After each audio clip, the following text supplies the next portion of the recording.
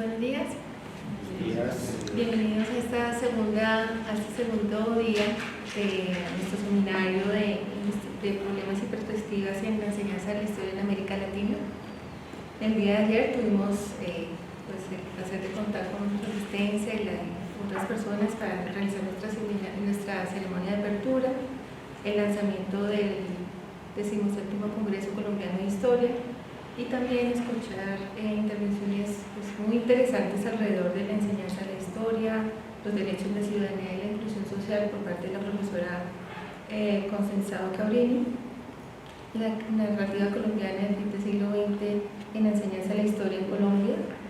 Es una apuesta por el pensamiento histórico y la reconciliación social, presentada por el profesor Jorge Alberto Moreno, y también la disertación del profesor Darío Campos alrededor de enseñar historia o enseñar a pensar históricamente.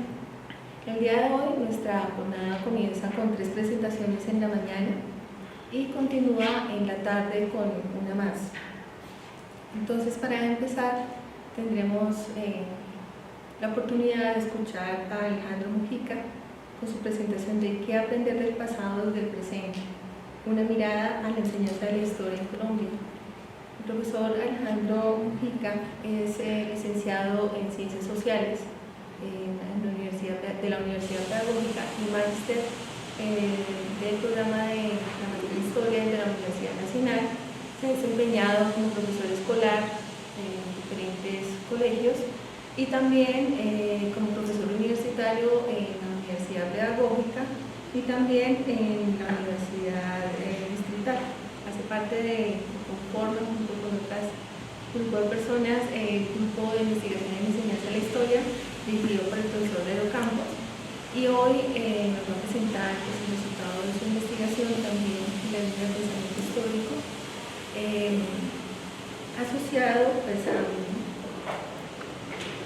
qué aprender del pasado desde el presente. Procederemos de la siguiente manera. Primero escucharemos todas las disertaciones y al final dejaremos un espacio para las intervenciones y las preguntas que deseen hacer desde el auditorio.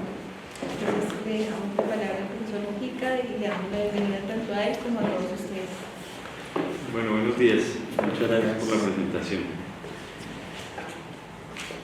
Bueno, hay que decir que esta ponencia, que tiene por título ¿Qué aprender del pasado desde el presente?, hace parte de los resultados investigativos de mi proceso de maestría aquí en la Universidad Nacional, pero además también se nutre de mi experiencia como profesor de Ciencias Sociales en Educación Básica y además pues ese acercamiento que tengo como profesor práctico, vivencial de lo que es enseñar historia.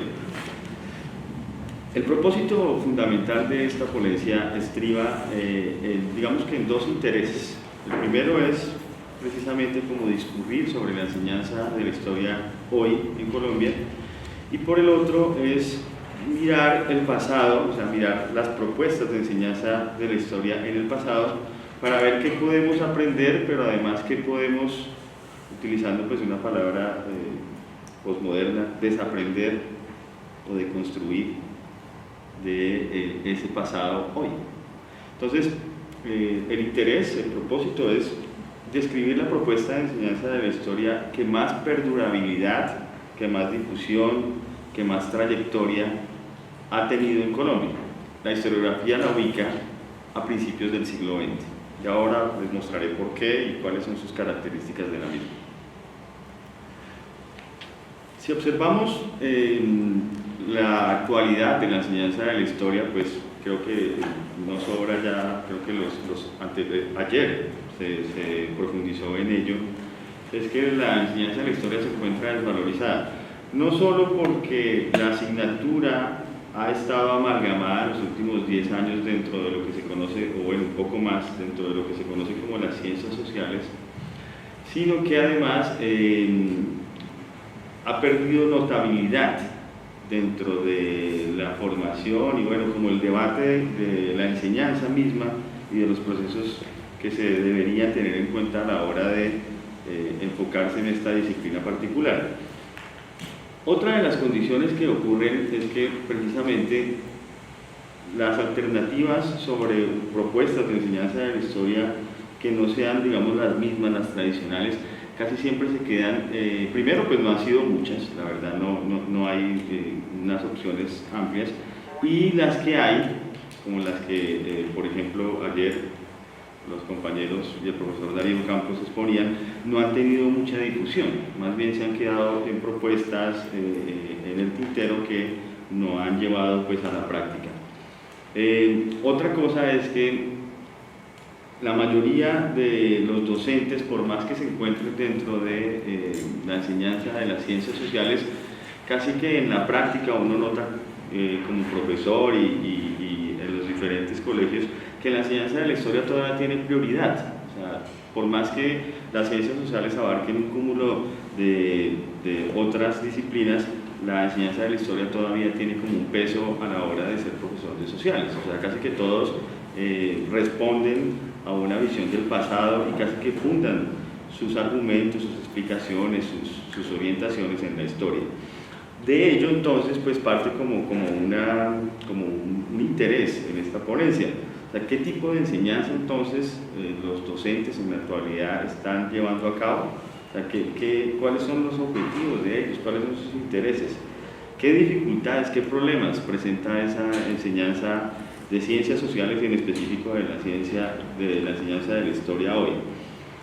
Como lo dije, entonces, para poder responder eso en la actualidad, pues vamos a utilizar el pensamiento histórico para llegar a la respuesta, o por lo menos una aproximación de la misma, que es mirar en el pasado cuáles han sido las propuestas más importantes que ha tenido la enseñanza de la historia en este país.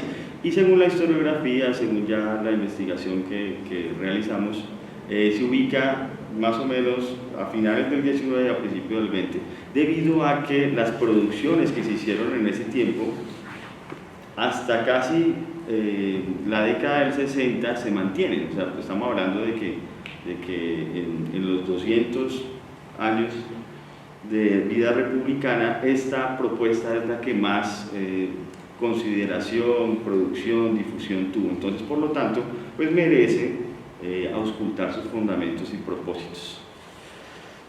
Para poder de pronto llegar a conceptualizar y dar claridad a lo que quiero exponer, pues debemos partir como de una cuestión que puede parecer obvia, pero es mejor darle claridad, que es las diferencias entre la investigación en historia y la enseñanza de la historia. Es claro que cada una se diferencia, una es la historia que se investiga y otra es la historia que se enseña. Pero estos cuatro criterios que están ahí precisamente muestran puntos radicalmente, o bueno, puntos diferenciadores con claridad. El primero son los objetos de estudio. Si vemos, la historia que se investiga representa problemáticas distintas a la que se enseña, no solo en los instrumentos técnicas, sino también que cada una, por ejemplo, tiene marcos de acción diferentes. La segunda es el criterio de la metodología.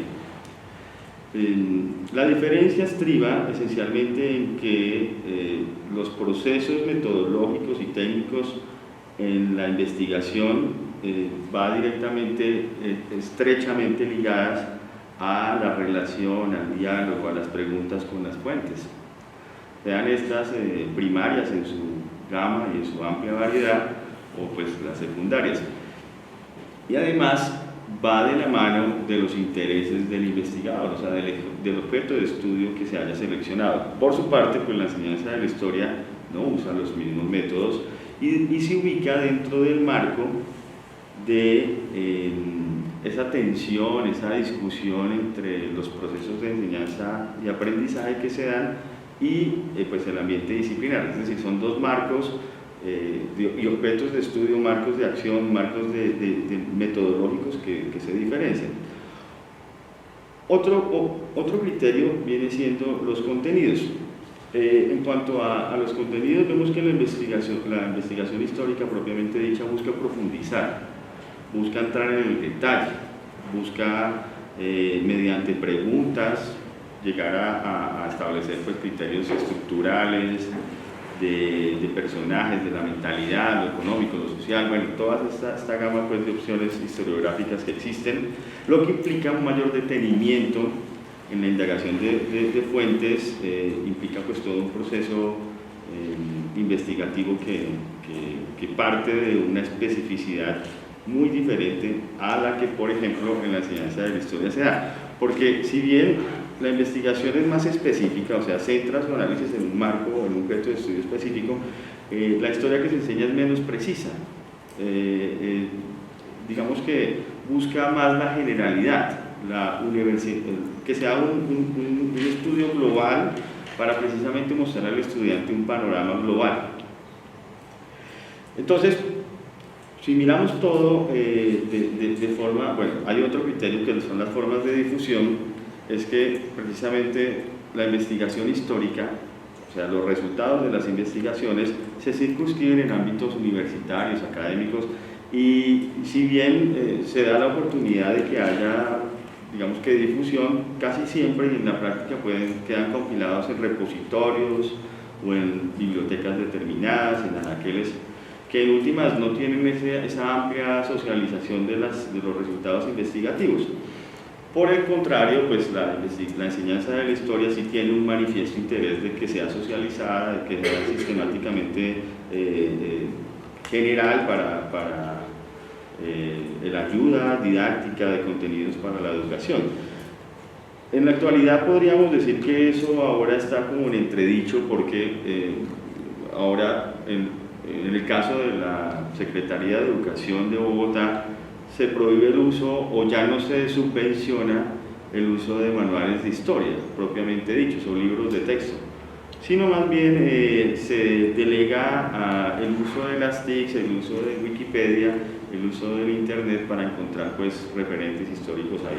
O sea, se ha dicho o se mantiene pues como en el aire de que los libros de texto se han satanizado, se consideran pues como algo que los profesores tienen que ir alejándose, pero eso ha traído como consecuencia de que precisamente se trivialicen los conocimientos y no necesariamente se utilice el internet como herramienta, sino que se pase a manejar discursos, como lo vamos a ver en esta presentación a lo largo de ella, discursos que vienen siendo heredados desde casi el comienzo del siglo XX y que aún por tradición, por método, casi que mantenido por diferentes profesores a la hora de llevar a su práctica la enseñanza de la historia, se mantienen.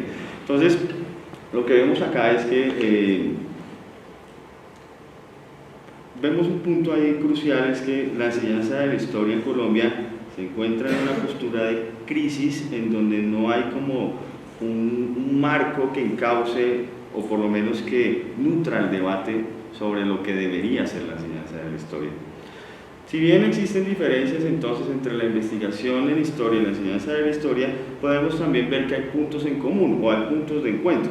Podríamos decir que entre ellos es que hay veces se encuentran los aportes que genera la investigación con los contenidos que se enseñan. No es muy común, pero es probable que también se den.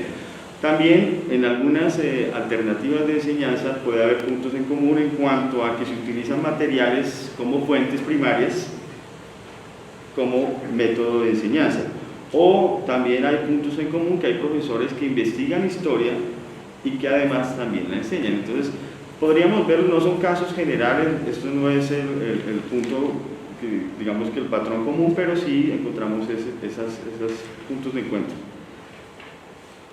Ahora bien, para describir ese momento crucial que es la enseñanza de la historia al principio del siglo XX, pues tenemos que hacer un marco como general del siglo XIX para seguir en esa tendencia de pensar históricamente el problema.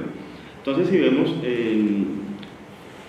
cuando la República surge luego de la independencia, desde 1819, podríamos decir que se hizo indispensable difundir una unidad que estableciera ciertos rasgos comunes en el pueblo, en un pueblo que luego de la dominación tenía que identificarse más allá de las diferencias regionales, políticas, raciales, de color, o sea, en fin, tenían que buscarse métodos para que se emergiera ese sentimiento patriótico que pues establece y es parte fundamental de los estados nacionales. Por tales motivos, entonces, se buscó mediante la exaltación de aquellos hechos de independencia, mediante la exaltación de aquellas personas que dieron hasta su vida por ese propósito independentista, crear unos hitos fundacionales. Esos hitos fundacionales vendrían a ser el eje en donde se iba a vincular una visión que enorgulleciera a todos los que nacieron en un territorio específico, en este caso colombiano, y de ahí pues pensar en los tiempos postindependentistas. Con ello entonces podríamos decir que surgen las obras de historia, surgen personas que no eran historiadores propiamente dichos, sino eran escritores, militares, intelectuales, autodidactas, pertenecientes todos a la oligarquía criolla colombiana, y que buscaron mediante su escritura, mediante sus aportes, pues, y además también fueron observadores directos y hasta partícipes de todas estas gestas, como caso canónico está José Manuel Restrepo, que él hace parte también de los generales que acompañaron a Bolívar. Entonces eso trae como consecuencia que precisamente ellos empezaran a redactar escritos históricos que tenían una connotación de empezar a crear una unidad o una identidad que uniera a los colombianos en este nuevo proceso de la República. Digamos que eso se da en la primera mitad del siglo XIX. Ya con el surgimiento de los partidos políticos tradicionales y con sus posturas ideológicas, cada una diferenciada, pues empezó a crear un modelo más bien permeado por otras tendencias que, si bien buscaban establecer hitos fundacionales, referencias que dieran orgullo y unieran a la sociedad, cada uno empezó a tener posiciones diferenciadas pues por sus ideas expresadas tanto en el programa del Partido Liberal y el programa del Partido Conservador, que no se puede decir que era compacto, hermético, sino más bien sus representantes pues tenían ciertas inclinaciones que hacen que se diferencien uno del otro. Pero en líneas generales hubo una tendencia que podría expresarse en dos tendencias historiográficas. La primera es que la historiografía liberal buscaba demostrar a los lectores la transformación del orden colonial anterior, pero mostrándolo perverso, represivo, mostrando la colonia como un momento que debería reprocharse, vilipendiarse por las condiciones mismas de explotación, de saqueo, pues desde la conquista y luego pues a su forma en la colonia. Ellos tanto los conservadores como los conservadores veían no solo el análisis del pasado para pues entender su presente, sino también en vista de un próspero futuro. Ellos tenían esa relación ahí temporal. Por otro lado, la historiografía conservadora pues buscaba casi que lo contrario, porque veía en la herencia colonial, en la tradición, en la religión católica, esos estandartes que según ellos trajeron la civilización a estas tierras. Por lo tanto, ellos no vilipendiaban el pasado colonial, sino que por el contrario decían que la colonia fue la que propició que se estableciera la república. En otras palabras, crean un puente entre la colonia y la república, y antes, por el contrario, exaltan los tiempos coloniales. Entonces, estas dos posturas, digamos que se encuentran en el siglo XIX, pero eso hizo que, entre otras cosas, los problemas civiles, las guerras, los conflictos ideológicos entre el Estado, la Iglesia, o sea, todas estas circunstancias del siglo XIX que se expresan en un sinnúmero de guerras y de confrontaciones bélicas, hacen que se estalle pues al final del siglo XIX pues la guerra más más cruenta, más dura, pues es la Guerra de los 1000 días, que trae un punto, digamos, lo que inflexión en cuanto al pensar la historia, pero bueno, ya Batica lo retomo. Si vemos entonces, esta era la disciplina histórica, ahora miremos la trayectoria de la enseñanza de la historia en Colombia en el siglo XIX.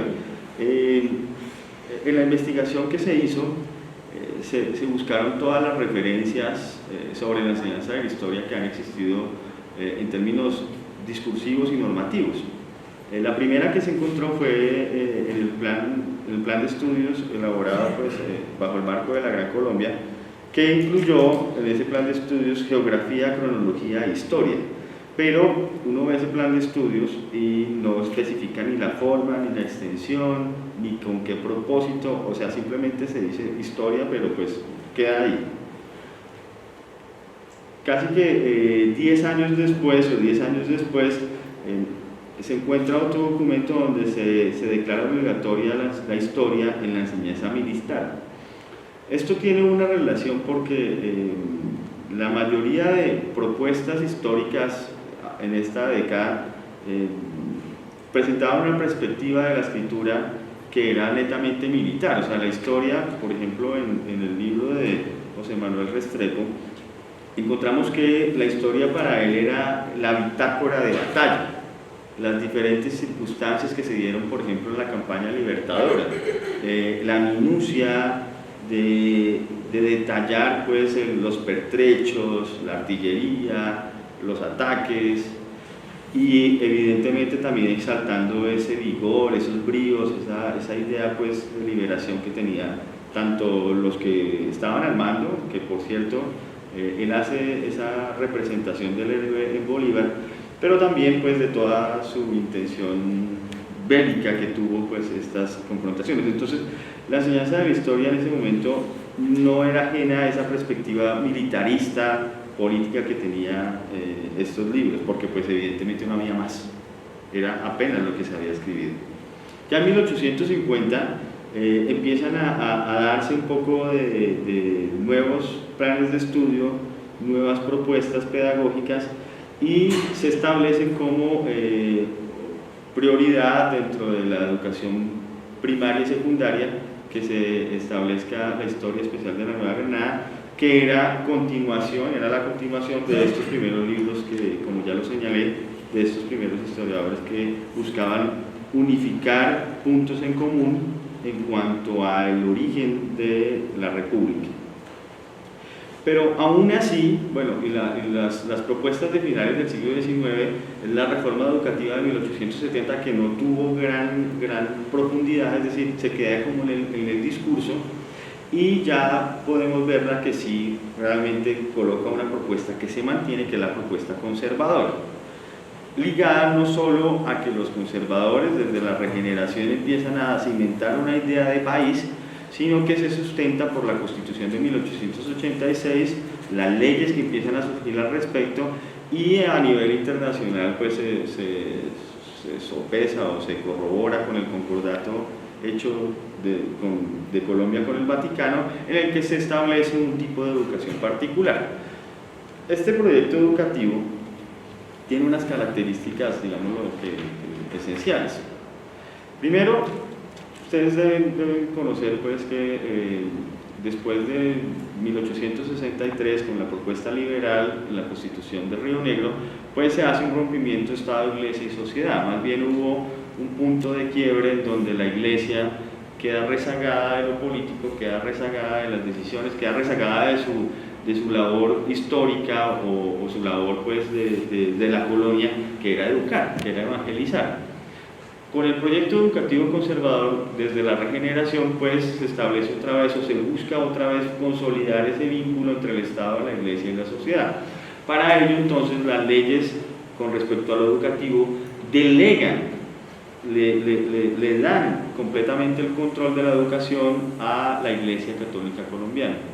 Esto tenía varios propósitos, ¿no? Primero ellos, los ideólogos de la regeneración, en este caso Miguel Antonio Caro, Rafael Núñez y otros, ven en la moral cristiana una moral superior, una idea de que la moral iba a generar un piso conductual diferente para que esos conflictos sociales, civiles que se daban en el siglo XIX, más bien se amainaran debido pues a lo que ellos consideraban como un cristianismo práctico, que era una idea de que si todos entendemos la palabra de Dios, las ideas de Cristo, pues no necesariamente vamos a entrar en disputas violentas, no vamos a entrar en guerras, sino más bien vamos a solucionar de una forma mucho más humana los conflictos, cosa que pues en la realidad no ocurrió, ¿no? Entonces, Rafael Núñez le llamaba eso la paz científica, pero nunca llegó a llevarse a cabo como tal. Al contrario, precisamente como lo decía, se desata la guerra más larga pues, que tuvo el país a finales del XIX. Si bien esta propuesta educativa entra en el debate, entra en la discusión, sí se asienta. Se asienta porque la educación oficial la adquiere casi que en monopolio. Al principio del siglo XX era el monopolio exclusivo de la Iglesia Católica.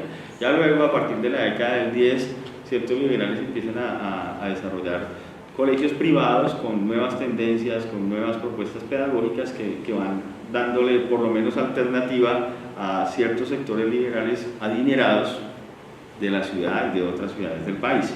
Pero en general, digamos que el proyecto educativo conservador tiene como unos cimientos fundamentales, que era establecer el orden, generalizar esa unidad perdida luego de tantas confrontaciones militares y bélicas, como establecer la paz y ante todo tener como eje hacia el horizonte la religión, o sea, la base de todo esto era la religión y el dogma católico. Volviendo a la enseñanza de la historia, en ese marco educativo conservador surge la Academia Colombiana de Historia, pero para entender esto hay que entender también el contexto político y social que vivía el país. Entonces, como lo refería, precisamente a principios del siglo XX el país se encontraba desarticulado, había una evidente exclusión social, había una desigualdad notable, se encontraba desinterés gubernamental por las clases populares, el país estaba había sectarismo político, en fin, todo este proceso pues, de devastación de la guerra ya había roto, digamos que esa idea de identificación como unidad, como pueblo, como memoria colectiva. Eso entonces propició que la enseñanza, bueno, que la Academia Colombiana de Historia surgiera en un contexto. La Academia Colombiana de Historia surge en 1902 y precisamente ante esa fragilidad de los lineamientos identitarios surge con el objetivo de replantear esa identidad nacional más allá o alejándose de esas filiaciones políticas tanto liberales como conservadoras y más bien buscando otros hitos, otros puntos de encuentro, ya no con marcadas filiaciones ideológicas, sino exaltando otro tipo de recursos del pasado. Entonces, más bien ellos buscan resaltar los grandes hombres, los héroes, los próceres, las hazañas, ciertos acontecimientos, ciertos sucesos, todos aquellos que hicieron parte de los momentos, las gestas de independencia y que en consecuencia pues consolidaron la República. Esto hizo que la nueva idea de propuesta historiográfica y de enseñanza de la historia pues también tuviese un sello metodológico diferenciado. Más bien ellos buscaron retomar las obras de los historiadores decimonónicos, pero sobre la base de no entrar en disputas que como que molestaran tanto a los conservadores como a los liberales.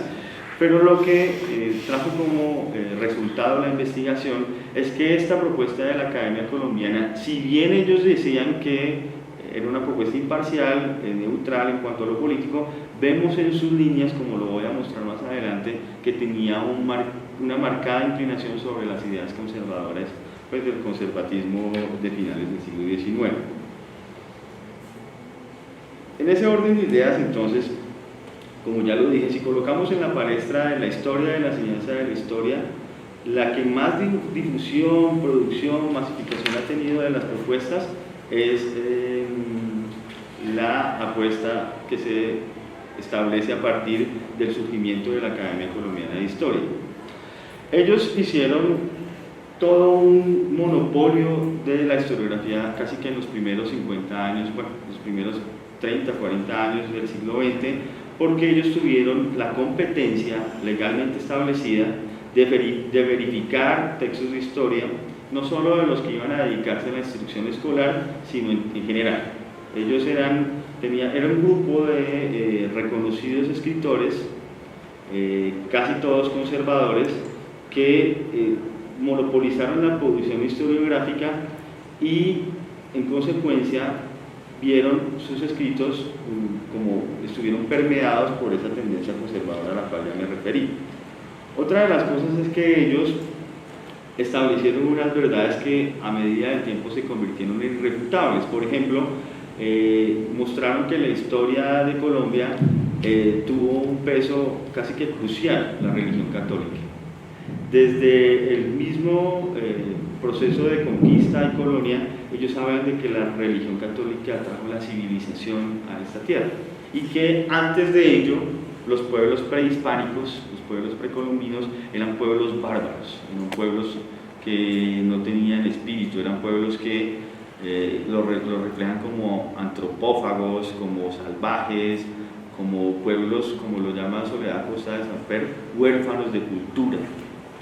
En consecuencia, una de las verdades entonces es que le dieron importancia exagerada a la evangelización desarrollada desde la colonia, pues, y aún en el siglo XIX cuando escribieron estas obras.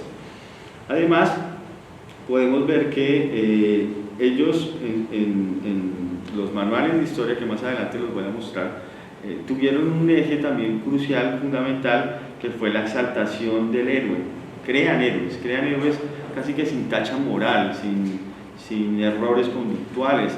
Por el contrario, los crearon de forma que se convirtieran en modelos axiológicos, o sea, modelos a seguir, modelos conductuales para que las jóvenes, las nuevas generaciones se identificaran con ellos. Ya ahorita muestro ejemplos de ello que encontramos en la investigación.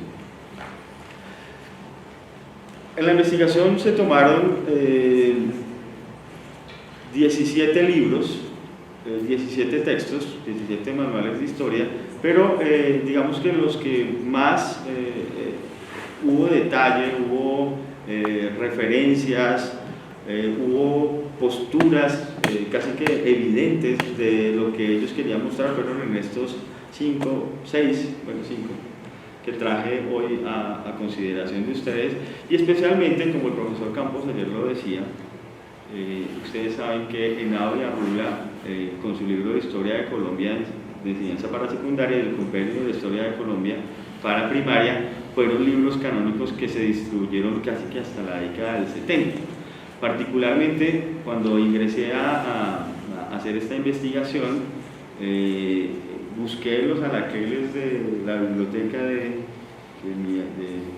mis abuelos y encontré, para mi sorpresa, este libro de Historia de Colombia, que era un libro destinado para secundaria, pero un libro de 700. Uno se preguntaba, bueno, ¿hasta qué punto pedagógicamente eso puede ser atractivo, ¿no? para el conocimiento de la historia? Por eso yo creo que también, entre otras cosas, se da toda esa visión de que la historia es aburrida, de que la historia más bien es una cosa para dormir, que uno no aprende, que eso es algo que por allá está muerto, que no tiene nada que ver con nuestro presente. Creo que eso puede ser parte del aporte de lo que yo voy a mostrar al final en las conclusiones de esta ponencia.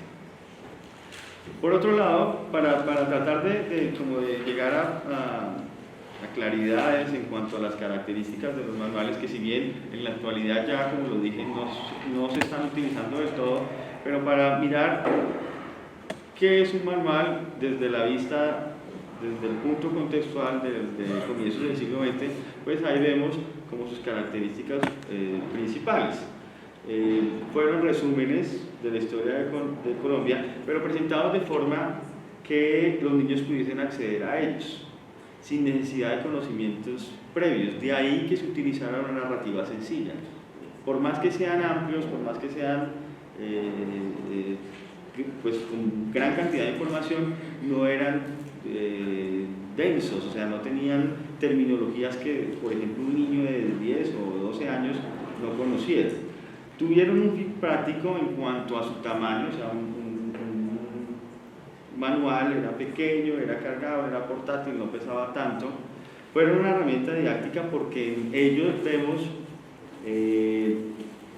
por ejemplo, cuestionarios, repasos, fotograbados, sugerencias, advertencias, no con la didáctica pues, que se utiliza en la actualidad, con las propuestas pedagógicas diferentes, pero sí con unos intentos de que no solo fuera texto, sino que también se preguntaran, se hicieran como ciertas sugerencias para que la clase pues, se llevara a cabo. Y otra de las condiciones que observamos en términos genéricos de los manuales de historia es que la mayoría de los profesores en cuanto a los documentos que se encontraron, pues decían que el manual de historia era algo que contenía la verdad. O sea, para entender esto hay que entender que la historia en genérico, en general, pues no puede hablarse de verdades absolutas, sino de aproximaciones a la verdad, y en consecuencia pues hay debates historiográficos que sobre un mismo objeto pueden dar posturas diferentes, ¿no? Pero en cuanto a los manuales de historia y su práctica en la enseñanza, pues ya ellos eran portadores de la verdad y no había discusión, o sea, no había ese debate necesario historiográfico pues que realmente se da en cuanto a la academia, en cuanto a la investigación histórica. En esto no ocurría. Y por otro lado, pues el peso de la evidencia, la crítica de las fuentes, los métodos que se utilizaban, pues si bien todos dicen que lo hacen, todos dicen que siguen el criterio pues de la corroboración de lo que se explica, de lo que se expone, pues no eran tan rigurosos. En cambio, lo que sí uno ve es el uso de la gramática, el uso de la lírica, el uso de figuras literarias, digamos lo que la buena pluma, que por cierto no podemos negar a que estos señores escribían muy bien. Son libros que uno o sea, son entretenidos, son muy detallados, presentan acontecimientos, presentan anécdotas, pero se queda ahí, se queda en la descripción, en la llana narrativa, en la literatura, pero no en el análisis, no en la crítica. Entonces, para poder entender cómo era esa enseñanza de la historia, también tenemos que pensar en el método de enseñanza-aprendizaje de la historia, o sea, que cómo se llevó a cabo el proceso de enseñanza-aprendizaje en la historia a través de estos manuales. Es difícil saberlo. En el plano real, ustedes saben que una investigación de este tipo de las condiciones de hace 100 años, pues las evidencias son muy pocas con respecto a cómo pudo haber sido una clase de enseñanza de la historia en ese tiempo. Pero aquí tuvimos que basarnos en un plano discursivo y normativo. O sea,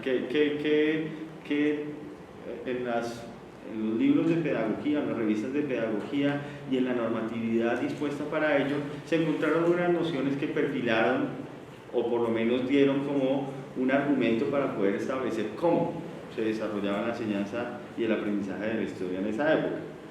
Es muy probable que al usar esa división de contenidos en épocas, establecer, digamos que como un marco de referencia para la conquista, la colonia, la independencia y la república, pues eso hiciera que se dividieran los cursos o se dividieran los semestres o los periodos con esos periodos temporales, esas épocas temporalizadas. Y el uso de cuestionarios, de preguntas y repasos, pues hacía que el muchacho mantuviese esa tendencia que en el siglo XIX se conoció como pedagogía tradicional, en la cual el profesor pues era el portador del conocimiento, era el que iba a alumbrar a ese ser sin luz y que en consecuencia el muchacho tenía que repetir, tenía que llevar a cabo o de forma casi que memorística demostrar al pie de la letra lo que él había aprendido según el manual o según la cátedra del profesor. El decreto reglamentario 491 de 1904 es el único, digamos, la única referencia específica al método de enseñanza-aprendizaje. Literalmente dice en uno de sus acápites que las nociones que se inculquen deben ser siempre exactas y se deben tener presente que las repeticiones hechas bajo formas variadas y atractivas hacen familiares las materias enseñadas. Si vemos ahí, dice tener presente que las repeticiones hechas, o sea, aquí estamos hablando de que uno de los criterios en cuanto al método de enseñanza-aprendizaje posible en la historia a principios del siglo XX era precisamente la memorización. Se exaltaba, el profesor Campos precisamente lo decía ayer, la memoria, ¿no? la capacidad de retención de información, por más que no se entendiera. Si se replicaba pues, alguna proclama o algún un discurso, el estudiante era valorado como un buen conocedor de la historia, más allá de que eso no le sirviera para absolutamente nada en su realidad, en su práctica pues, de vida. Asimismo, esta tendencia la vemos en diferentes, casi que en la década, hasta la década del 20, porque aún para el año de 1929 se pedía en decreto reglamentario que los estudiantes de primaria deberían hacer planos de batallas y trazar los mapas de los territorios. Es decir, era vincular todavía una idea de que el conocimiento de fechas, el conocimiento de personajes, el conocimiento de circunstancias particulares era el criterio fundamental de la enseñanza de la historia. En ese orden de ideas, yo establezco como 4 criterios, 4 características fundamentales de lo que la enseñanza de la historia en ese periodo estableció o procuró establecer. El primero es una historia para legitimar intereses ideológicos del gobierno, una historia que aleccionaba, una historia establecida desde los héroes, de los episodios y romántica, y pues la historia descriptiva de la crítica, cada uno a su vez pues los iré profundizando.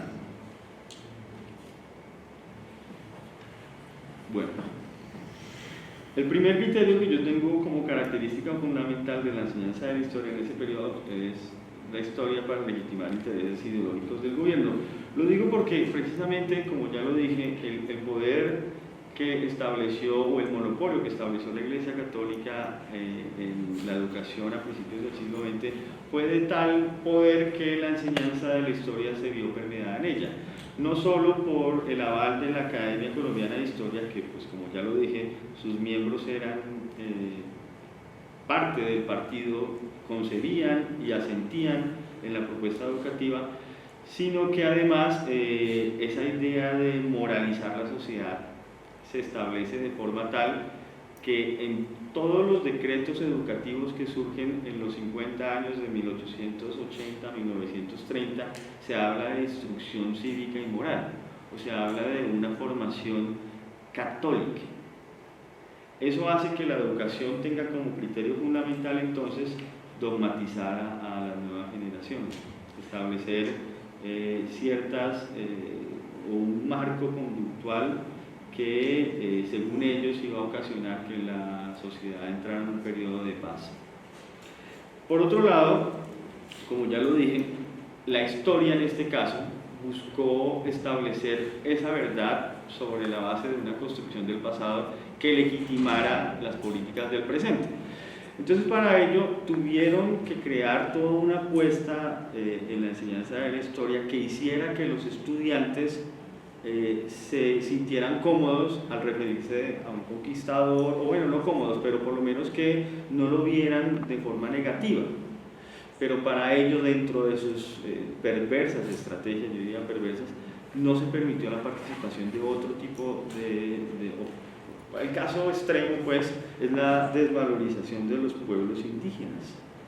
Para poder decir que la colonia fue la base que sustentó la república y que además fue el puente que la permitió, tuvieron que crear un marco en donde toda la cultura prehispánica, sus incipientes civilizaciones, sus cosmogonías, sus ideas fueran reprochadas.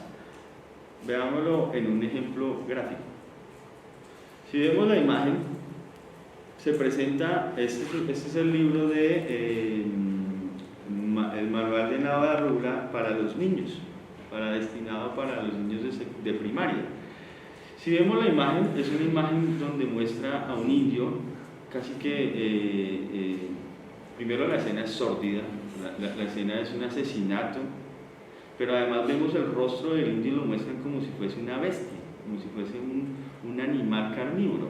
Eso trae como consecuencia que, siendo la imagen para niños, estamos hablando de que el libro estaba destinado a niños entre los 7 y los 11, 12 años, ver una imagen como esta, le va a tener miedo, ¿no? Le va a tener repulsa, es un repudio. Esto no fue por azar, esto fue intencional, esto tuvo un criterio de mostrar, de satanizar lo prehispánico. Y por el contrario, uno ve las fotos, o bueno, los fotograbados de los conquistadores y los presentan con vestidos caballerescos, con plumas, impecables. Entonces, digamos que en términos iconográficos, por ejemplo, esto muestra ya ese criterio. Y en términos de contenido, pues cada autor, cada manual, hay unos con evidente saña, expresan una idea de que el pasado prehispánico hay que como que borrarlo, silenciarlo, o mostrar que simplemente ellos hacen parte de Colombia solo si son evangelizados, es decir, si aceptan la religión católica y aceptan la civilización europea. Si no, son descritos de esta forma pues tan grotesca, tan cruel, tan injusta con los pueblos prehispánicos y pues sus incipientes desarrollos. O sea, no podemos negar que en ese tiempo sí habían pueblos por ejemplo, antropófagos, pero no eran todos. En cambio, uno ve ahí toda una hazaña para incluir en un mismo saco toda propuesta prehispánica. Y si no, o sea, como lo digo y lo reitero, si no aceptaban las luces de la religión católica, ellos hasta aceptan, y lo dicen de forma explícita, que por eso hubo la mengua pues demográfica de los pueblos indígenas en este territorio. Otra de las cosas otro de los criterios es que la historia era, o se buscaba que la historia diese lecciones. Por ejemplo, Soledad Costa de Samper, su libro le denomina Lecciones de Historia, y estas citas que están acá son citas literales de este manual de Navarrula, pues que es, como lo dije, pues el libro más importante, pero todos a su vez presentan en sus advertencias, en sus introducciones, ideas como las que presento acá.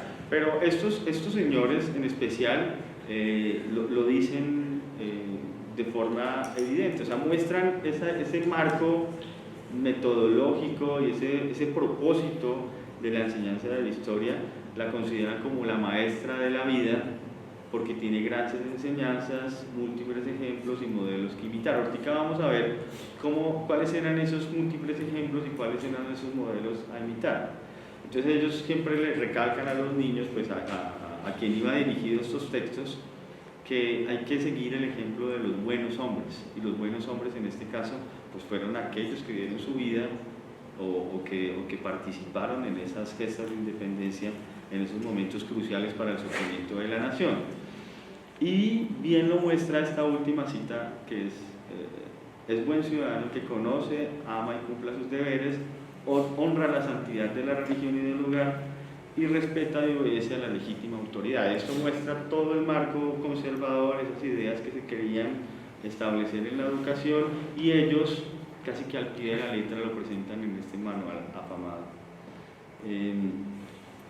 En cuanto a la representación heroica, episódica y romántica, vemos que precisamente los manuales difundieron, estableciendo modelos, ejemplos de héroes, un arquetipo axiológico para que los jóvenes en la enseñanza de la historia los tomaran como modelos a seguir, modelos de actuar, conductuales, y por lo tanto pues se desarrollaban en cada libro descripciones detalladas de cada uno de ellos, es decir, desde el conquistador, pasando por los virreyes, pasando por los presidentes, pasando por los próceres, o sea, todos los personajes seleccionados según esta propuesta conservadora de la enseñanza de la historia eran descritos de forma que uno dice, bueno, hasta qué punto ellos están hablando con la verdad, como decían tenerla, como decían difundirla. Ahí uno ve toda una apuesta de crear héroes, de crear personas sin tacha, de crear modelos ficcionales de seres humanos en donde uno no encuentra el menor defecto, y ante todo y sobre todo eran católicos, eran fervientes seguidores de la palabra de Dios. Nunca se muestran como agresivos. Veámoslo con un ejemplo: Simón Bolívar, no lo voy a leer, ustedes lo pueden hacer. Ahí muestran ese personaje casi que hecho ángel, divinizado, en donde lo muestran no solo como lleno de adjetivos positivos, sino también con valores, con deseo de instrucción, de educación, del trato, de lo que se conocía en ese tiempo como las buenas maneras, como lo que debería ser un niño en ese tiempo, ¿no? Un niño que supiese comportarse en público, supiese comportarse en casa, en la mesa.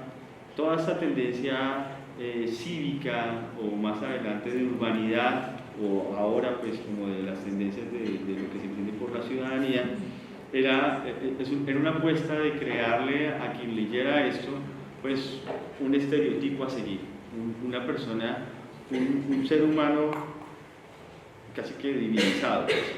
Y esto no es solo de Simón Bolívar, este es porque evidentemente tiene todas las credenciales para llegarlo a ser, pero también lo encontramos en los próceres, en algunos virreyes, en los mismos mártires. Entonces vemos que esta tendencia de crear casi que seres modélicos fue una propuesta transversal de la enseñanza de la historia a principios del siglo XX. También vemos que, como otro criterio que vemos en la enseñanza de la historia en este periodo, es que se establece una narración romántica, o sea, una expresión en donde todos los hechos que tuviesen que ver con la independencia son exaltados de forma exagerada. Por ejemplo, esta es una cita del manual de Quijano Otero, en donde él describe la entrada triunfal de Bolívar luego de la batalla de Boyacá de 1819, el puente de Boyacá. Si lo vemos, o sea, es de tal exageración que uno dice, bueno, hasta los mudos volvieron a hablar. O sea, es extremo, ¿no? Eso hace que la mayoría de los acontecimientos que seleccionaron detalladamente, eran propuestos pues de forma que el lector se sintiera orgulloso de ellos, se vinculara con esa heroicidad y ante todo pues las venerara, ¿no? Venerara esos momentos.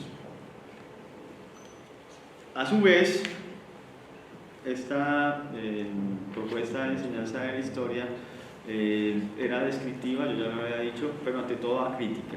O sea, ellos simplemente mostraban ciertas circunstancias, personajes, sucesos, hechos que para ellos tendrían relevancia, pero nunca vemos de pronto la participación o los problemas sociales o los problemas económicos o las diferentes circunstancias del pueblo, sus levantamientos.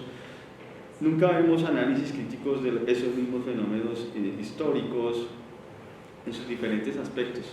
Además de ello, no se observa diferentes posturas sobre un asunto, siempre hay solo una idea y es pues la verdad revelada.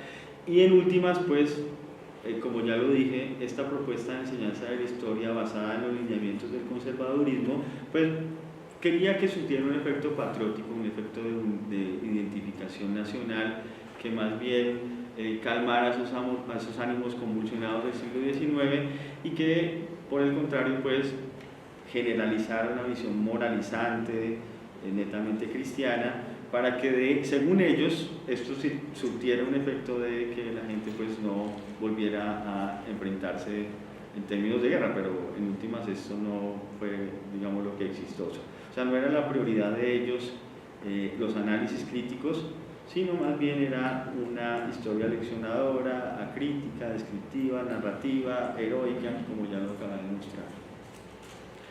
Por último, entonces, mirando este ejemplo de enseñanza de la historia, que pues tuvo una trayectoria larga y que además de eso, para la sorpresa de los que somos profesores de enseñanza de la historia y de las ciencias sociales, pues aún todavía hay unos visos en la actualidad de esa propuesta. Por más que hayan alternativas, por más que exista todo una intención de algunos centros investigativos, por cierto no muy difundidos, pero sí vemos que hay un lastre todavía de esta propuesta de enseñanza de la historia en Colombia.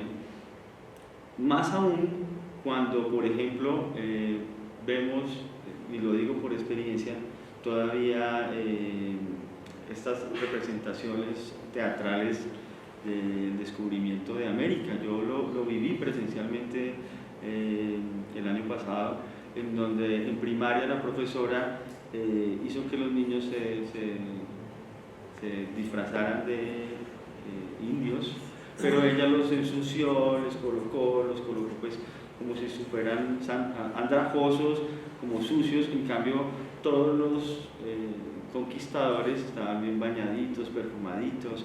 Entre líneas es esa misma tendencia, es todavía querer mostrar esa idea civilizatoria. Entonces había un niño que les hizo pues la entrada a la evangelización. En fin, yo me le acerqué a la profesora y le dije, oye, ¿por qué lo propusiste así? No, es que así siempre se ha hecho. O sea, se ve esa tradición, se ve esa idea todavía no crítica sobre este tipo de eventos. Y entre otros tantos ejemplos, ¿no? Casi siempre cuando se habla de estos momentos patrios se exaltan simplemente los héroes, se exaltan simplemente las batallas, pero no se muestra esa contextualización del porqué, sus razones.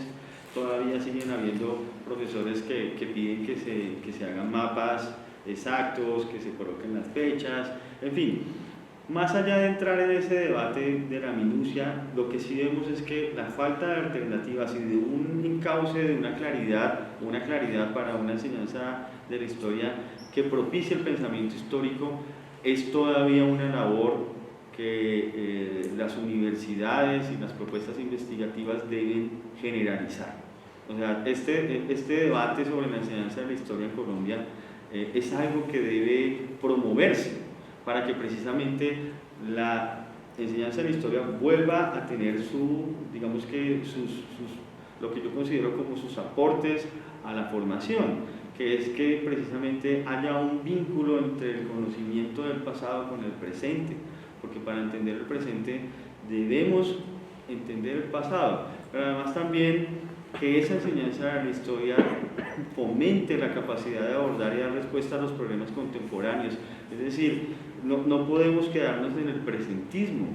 Es una obviedad que todo venga del pasado, pero si vemos desde la óptica del hoy y los estudiantes ven la vida desde el hoy, pues no van a entender sus verdaderas causas, sus verdaderos cimientos, sus verdaderos orígenes. Entonces, precisamente aquí ya lo hemos reiterado, los panelistas ya lo dijeron, es propiciar ese pensamiento histórico que precisamente hace falta en las aulas.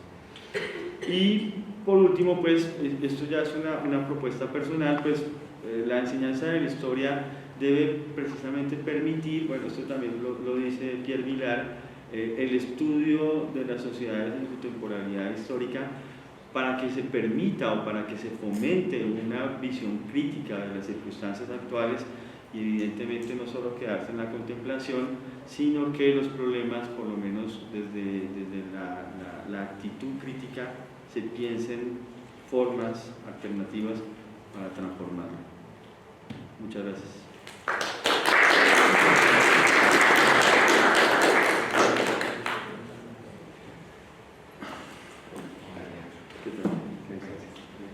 Buenos días, no los acompañaba desde el inicio, pero pues aquí estamos nuevamente y acompañando acompañando a nuestro excelente ponente. Muy bien. Efectivamente, la propuesta de Alejandro, pues, de mirar más en detalle ese periodo, de la manera de cómo se establecieron los criterios y los principios para empezar a enseñar historia aquí en el país, pues muy importante establecerlos, analizarlos, ir de fondo a eso que fue, pues, el inicio, porque no podemos tampoco negar que fue un inicio que tuvo unas características, que tuvo unas intenciones, pero que también cumplieron en un momento, como se dice, llegó a su tope y ya no respondían, como tampoco responde a lo que es la formación en historia y en el proceso de formación de pensamiento histórico también. Y en este mismo orden de ideas, pues hay que anotar que, si bien estamos hablando de comienzos del siglo XX, que una historia aparentemente ya superada, o una forma de enseñanza ya superada, pues no, todavía existe, lo comentábamos precisamente ayer también, en algunos municipios, en algunos lugares, incluso colegios, centros urbanos, todavía se da.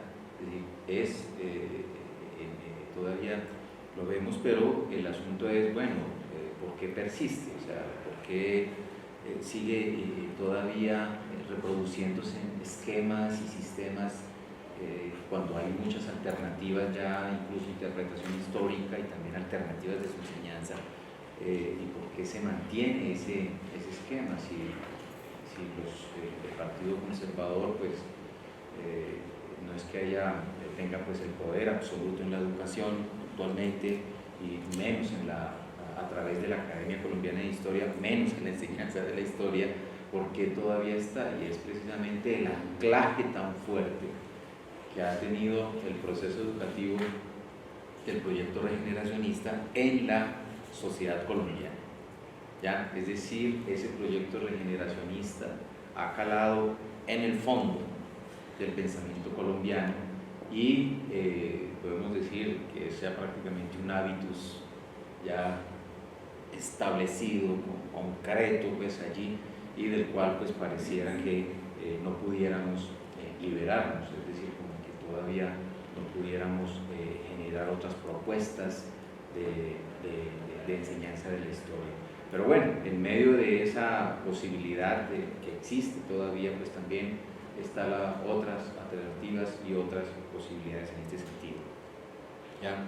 Y creo que Alejandro, pues, nos ha demostrado, pues, con bastante claridad esa apuesta que se le hizo en ese momento, que no solamente fue aquí en Colombia, que ya Alejandro a futuro, pues, va a hacer estudios comparativos de esta misma temática a nivel regional, a nivel de América Latina, pues porque no fue un proyecto solamente acá en Colombia, eso fue toda una política, fue todo un proceso, y cómo iba a ser, pues, esa pesquisa, cómo se dio en otros lugares de América Latina, y sería muy oportuno ver, por ejemplo, cómo se dio también en Brasil, ¿no? que se dio de otra manera distinta, en el mismo marco temporal, pero también interesante mirar cómo vamos. Y también, pues, llama la atención el hecho mismo de esa historia que se enseñó y que fue acrítica, que fue precisamente sustentada en la capacidad memorística, en la capacidad, pues, de repetir sin una memoria comprensiva, sin una memorización mecánica, automática, es decir, todo el querer reverenciar a pasados gloriosos, a pasados heroicos, pues casi siempre he concebido que ese proceso fue como la instalación nuevamente de un discurso que ni siquiera en la antigüedad ya se daba, ya que incluso con el proceso de constitución del área, de esta área de conocimiento desde la antigüedad con Heródoto había sido superada, y con Tucídides, pues, mucho más, y fue precisamente que en el siglo XIX se instala nuevamente lo que los griegos con esta área de conocimiento lograron superar, que fue nuevamente instalar el pensamiento mítico, es decir, volver a instalar una forma mítica de pensar el pasado y una forma mítica de transmitir también ese pasado y de repetirlo sin comprender, sin nada, sino simplemente una acción repetitiva, como sucedía con los mitos en la Grecia antigua, ¿ya? Y en otras sociedades, donde se repetía pues, el pasado, las gestas heroicas y todo, pero no revestía crítica social ni revestía reflexión sobre los quehaceres ni nada de eso, porque eso es un elemento propio del mito, ¿ya? Que carece de esos elementos. Y vemos nuevamente acá en el siglo XIX la creación de esta forma de entender la enseñanza de la historia, y fue prácticamente recrear y reinstalar un mito, ya reinstalar el pensamiento mítico, reinstalar ese pasado mítico glorioso, y es decir, y la ausencia de los elementos propios del pensamiento mítico que efectivamente después pues, fueron fuertemente criticados. Y por supuesto aquí sí que podemos ver con bastante claridad, a diferencia de la Grecia antigua, en el proceso de constitución de esta forma de conocer a la sociedad, de la historia. Aquí sí vimos, y lo comentábamos brevemente en la sesión de ayer, la lucha y el rompimiento entre el pensamiento mítico y la historia crítica, es decir, esa lucha que se dio en la década de los 80, ya esa que quería racionalizar, que quería pensarlo, que quería pues, mirar la sociedad distinta, y el mito que no se dejaba, que quería mantener. Aquí sí que vemos bastante claro ese enfrentamiento entre estas dos formas de pensamiento, cosa pues que en la Grecia antigua pues ese batallar y esa cosa pues no se dio, o sea, los mitógrafos no plantearon allá la defensa del mito, pero siguió existiendo, no es que haya desaparecido, siguió en otro ámbito de lo social, pero siguió dándose, mientras que aquí pues fue interesante querer mantener pues ese hecho, ¿no? Entonces es como cuando escuchamos estas cosas también interesantes que hace parte de esa mentalidad colombiana que falta todavía por estudiar bastante, y es que el Papa Francisco lanza por allá unas ideas de la separación de las personas del divorcio católico, y lo plantea de una manera pues uno dice, bueno, oiga, esto tiene sensatez, tiene lógica dentro de las personas que están y profesan esta religión y contraer un matrimonio bajo esos cánones y divorciarse. Y uno escucha después la ola, cómo llega acá eso a la cabeza de los sacerdotes colombianos, y uno los escucha y resulta que terminan diciendo totalmente lo opuesto, y terminan colocando barreras y fronteras. No se crea que esto va a ser una separación fea, no se crean que eso va a ser tan fácil, no, tienen que pagar. El Papa está diciendo por allá que tiene que ser gratis, y por acá dicen, no, es que tienen que pagar. O sea, entonces resulta que aquí, resulta más papistas que el Papa, por supuesto, ¿ya? Y lo mismo pasa con el pensamiento histórico, ¿no? O sea, que de esa ala conservadora pues, que todavía existe en la cabeza, en la mentalidad colombiana. Eso pues podríamos seguir hablando, pero pues en líneas generales. Muy bien, Alejandro. Y preguntas, observaciones, anotaciones que quieran realizar. Alejandro Moreno, de Economía. Yo sí quiero preguntarle el porqué de seguir restringiendo la presencia de esos esquemas de enseñanza a nivel regional y a sectores pequeños. O sea, obviamente desde una visión procesual a largo plazo, obviamente digo, esos esquemas asociados a mecanismos de poder que a mi caso no parecen tan sutiles y todavía se siguen manejando. A mí me parece que en la contemporaneidad todavía sucede eso, sobre todo por algo que yo lo relaciono con la intergeneracionalidad del problema de que nuestros educandos aún están formados bajo ese formato. Creo que todavía está. Yo, soy víctima aún de ese aspecto, no solamente cuando estuve en mi educación media, sino ahorita, en mi educación universitaria. Y lo veo en algo que de pronto es un poquito más alejado, pero porque me da muy consecuente, que es mi formación en historia económica. ¿Sí? Lo planteo desde ahí. Yo digo que esas proyecciones históricas pues aún siguen siendo procesos de afirmación de discursos que calan en la cultura política de las sociedades contemporáneas. Es una reafirmación casi siempre del status quo. Lo que varía de pronto es como los actores sociopolíticos que están que manejan estos procesos. Obviamente, es una asimilación un poquito de pronto más compleja, con diferentes formas de asimilar procesos un poco más sutiles o con características un poco diferentes a las planteadas aquí en esta investigación. Pero sinceramente creo que el proceso, solamente la diferenciación es que los procesos cambian, pero de cualquier manera esas reafirmaciones continúan, sobre todo vienen desde las personas que están tratando de reafirmar su estatus. Bueno, es evidente que desde el surgimiento de la historia ha sido un instrumento del poder, de la legitimación, ¿no? de establecer unos cimientos, una identidad, una memoria del pasado que tiene unos intereses.